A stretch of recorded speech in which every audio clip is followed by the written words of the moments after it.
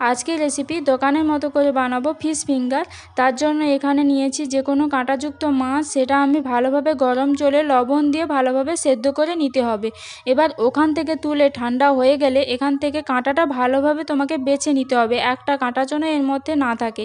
তারপর কড়াইতে দিয়ে দেবো সর্ষের তেল দেওয়ার পর এর মধ্যে দিয়ে দেবো কুচনো পেঁয়াজটা দেওয়া হয়ে গেলে এর মধ্যে দিয়ে দেবো পরিমাণ মতো লবণ দিয়ে পেঁয়াজটাকে ভালোভাবে ভেজে নিতে হবে। এবার এর মধ্যে দিয়ে দেবো হচ্ছে রসুন কুচি, 1 চামচ আদার পেস্ট, দিয়ে দেবো হচ্ছে লাল লঙ্কার গুঁড়ো, হলুদ গুঁড়ো পরিমাণ মতো, দিয়ে ভালোভাবে মশলাটাকে কষে নিতে হবে।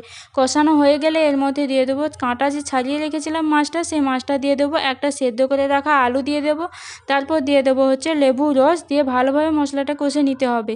এবার দিয়ে দেবো হচ্ছে টমেটোর সস পরিমাণ মতো, গরম মশলা গুঁড়ো দিয়ে ভালোভাবে ঠান্ডা হতে রেখে দেবো। এবার একটা বাটিতে দিয়ে দেবো হচ্ছে একটা ডিম, পরিমাণ মতো লবণ, হলুদ গুঁড়ো, লাল লঙ্কার গুঁড়ো, তারপর দিয়ে দেবো হচ্ছে গরম মশলা গুঁড়ো, দিয়ে ভালোভাবে ডিমটাকে ফেটিয়ে রেখে দিতে হবে।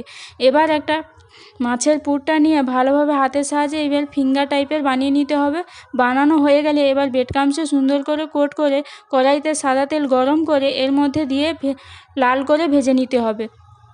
তোমরা যতটা সম্ভব পারবে ততটা সম্ভব ওই ব্রেড ক্রাম্বসের উপরে গোল করার চেষ্টা করবে, নাহলে ভেঙে যাওয়ার সম্ভাবনা থাকে। এবার ডিপ ফ্রাই করে ভেজে তুলে নেব।